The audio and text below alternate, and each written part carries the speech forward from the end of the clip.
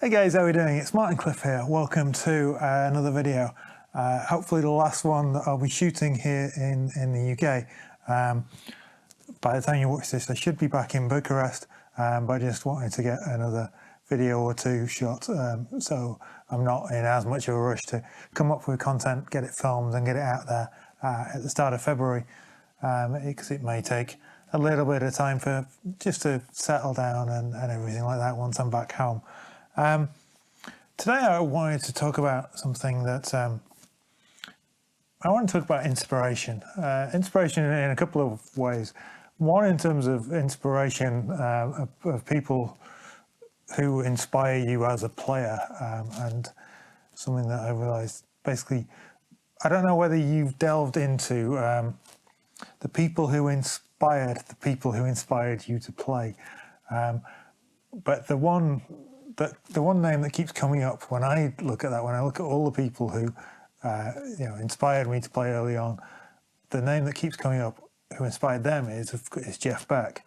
And I really was never a big Jeff Beck fan until fairly recently. I've kind of really got into more of his playing and started to appreciate the more sort of technical nature of his playing and stuff, not just, obviously his beautiful soulful stuff like Because We Ended as Lovers and Ness and Dormer and stuff. I think that everyone can appreciate that, but some of the more jazz fusion-y stuff is really interesting. That's something that, out of all the people who inspired me, I think delving back that one stage is something that's worth doing for all of you. You can easily, in this day and age, find out who inspired your favourite players, and whether that's the players that growing up inspired me, which would be Joe Satriani and Richie Sambora and Slash and people like that, or the people who've inspired me more recently, be that Stephen Rothery and Trey Anastasio. Ian Thornley, a huge number of influential guitarists have had a huge impact on me, and the people more in my generation, so the John Mayer and Joe Bonamassa and all those people. While their inspirations may be diverse, delving back into all that is a good thing. But the other thing I was thinking about was, obviously, while I've been here in the UK for nearly 3 months, I've been very limited in the gear I could play. And getting this out yesterday, just for having to take some photos and detail it for shipping it back to Bucharest, even though this is not a guitar that I am in love with, just reminded me of how it can, the right gear can really inspire you as a player. It's just something about the neck shape that is very familiar to me. And even with the fact that I've got 12 to 60s on, so very heavy strings, so they don't actually fit in the nut slot, so the action is really quite high. It just feels very comfortable, which isn't to say that anything wrong with Snowy. I love playing Snowy, but the combination of playing Snowy, which is kind of in need of a bit of TLC, a bit of refret, with the board that I'm not particularly enamored with. The pedals are fine, but they're not great. And then the amp that is fine, but not great. It's sort of, I'm more inspired to play when I've not got the guitar plugged in, when I've not got Snowy plugged in, than when I have. And that is something that, I've really, really struggled with. So I kept this guitar out for an extra day or two. I'll pack it away probably on the weekend. But just to remind me of what I'm missing, I guess. I sold Mango and Prince weeks ago now, in the end of November, I think it was. So they've been gone 6-7 weeks. So other than this, I've missed having a really, really fine instrument. As I say, this is tuned currently in drop B flat, so a very different beast from standard tuning. But just kind of something to, I wanted something to just push my inspiration up. And And I happened to see a deal on a pedal that I've been after getting and has never been in stock when I've tried to get it for years, which was the Sir Rufus Reloaded. Now, I love the Sir Rufus fuzz. Mine is a little quirky, it's a bit noisy, but it's a wonderful pedal. But the Rufus Reloaded, it's just got a killer tone to it, and it's somewhat different. And I was listening to Big Wreck the other week, the other day maybe, and it just reminded me, hit home again, of the introduction to A Place to Call Home, and that sound is basically a humbucker equipped into the Rufus Reloaded in crazy low tuning. And I'm actually approximating it pretty well, even with this small, slightly naff amp with a 10-inch speaker. So if I just turn off the tuner, yeah, for this tiny rig, just it's literally going guitar into fuzz into Cub 10.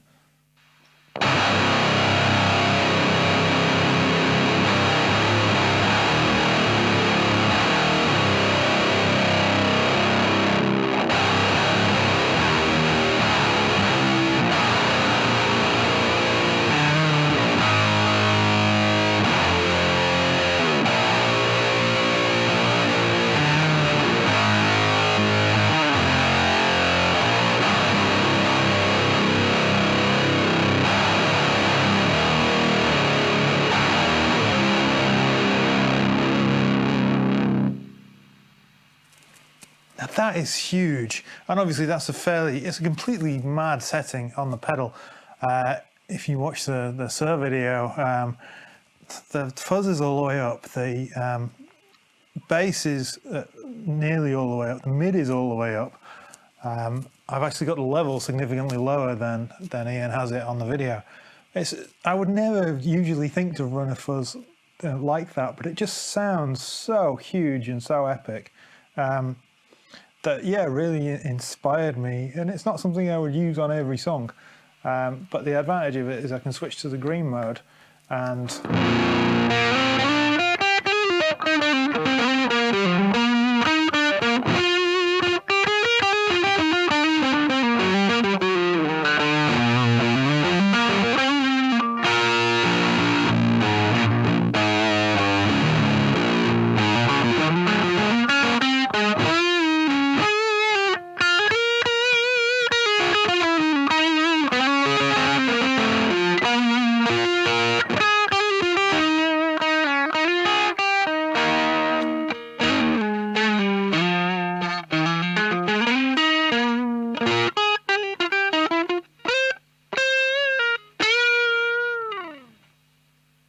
just really, changes the whole tone just by switching the modes without adjusting any of the controls. It really responds to the guitar controls and everything like that. Just something really inspired me on a whole other level. This, I'm expecting to be the only pedal that I buy this year. I didn't intend to buy any, but I've always wanted this, and I saw it at a really good price. So I went for it. It's my birthday present to myself. Got a lot of pedals I need to sell in the meantime. But yeah, I need to just have a few things that kind of give me a little bit of extra inspiration. I love my main board, and I really miss my main board, but there is no fuzz or distortion on it. So I think I'm just going to have a little supplementary board that has some fun stuff, just for when I'm playing something else than my standard stuff, just to raise that inspiration level a little bit. So I'd like to know, if what inspires you and what causes you to be inspired to play. And have you found that a slightly naff sound is enough to put you off playing? Or a slightly naff playing guitar is enough to put you off playing? Sometimes it can be tricky. Just finding something that lights that spark, that inspires you to play, whether it's an instrument or a pedal or an amp, or just listening to a player. For me, as I say, I've been perhaps straying a little bit away from my Grateful Dead and Fish listenings. I've been listening to Big Rat, I've been listening to Jeff Beck, but I've also been listening to Albert King and Cedric Burnside, and just stuff that is a little bit broader than my usual comfort zone of what I play and what I listen to. And it's great, and it's just really, in what could otherwise have been a dark period of 3 months stuck away from my gear, away from home, away from my wife, inspired me to keep playing, keep pushing on with music and stuff. As I'm filming this in a couple of days, I'm going to be getting together for a day with Ed and Rob, and we'll be working on new stuff, some of which you'll see on this channel very soon. But I think going into that with this inspiration, this creative spark, will really benefit whatever comes out of the Voyager Project camp, whether in that name or otherwise in the future. So thanks for watching, guys. Remember to comment, like, subscribe if you're not already. Subscriber numbers are really coming up in the last few days, which is great. Take care, and I'll see you soon.